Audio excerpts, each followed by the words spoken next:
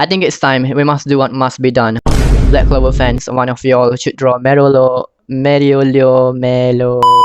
So in this video, I'm going to fulfill this gentleman's request so that he can sleep rather well at night.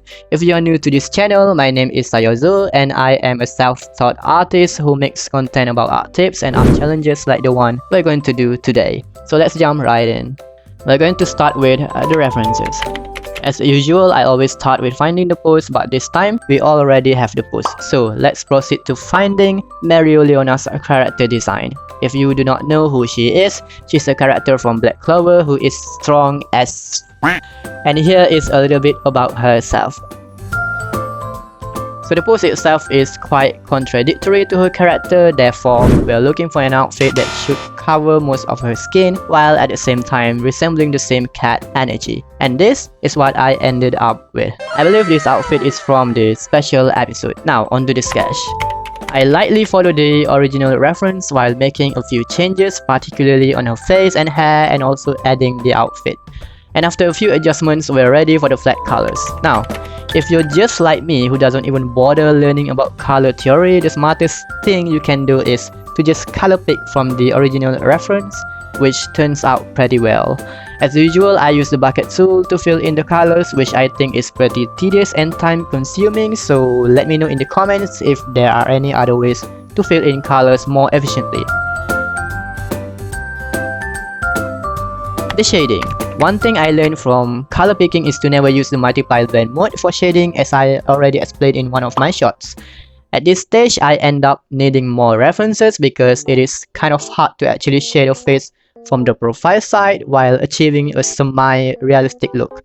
But yeah, I think the final shading turns out as expected. I usually use separate layers of shading to ensure that I can easily undo the mistakes if needed.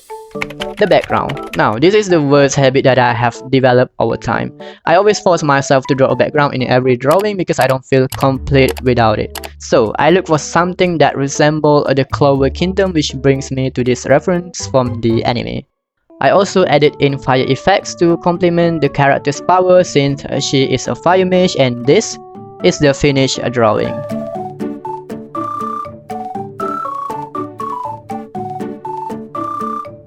Now, let me know in the comments what you think of the drawing, or maybe if you have better suggestions or ideas on which character I should draw next. Thank you guys for watching. If you enjoyed this video, make sure to hit the like and subscribe button because it helps me a lot.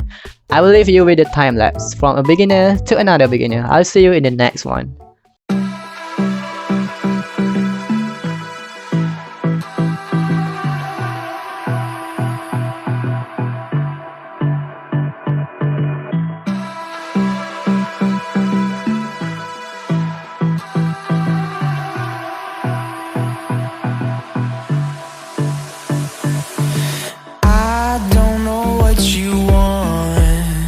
Let's have a bit of fun till I downfall.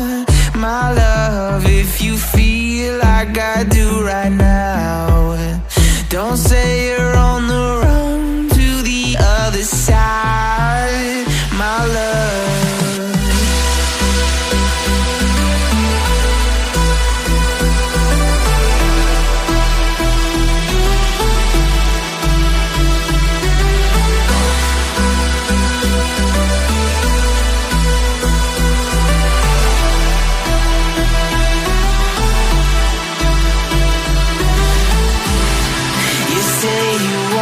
Try, but you never do.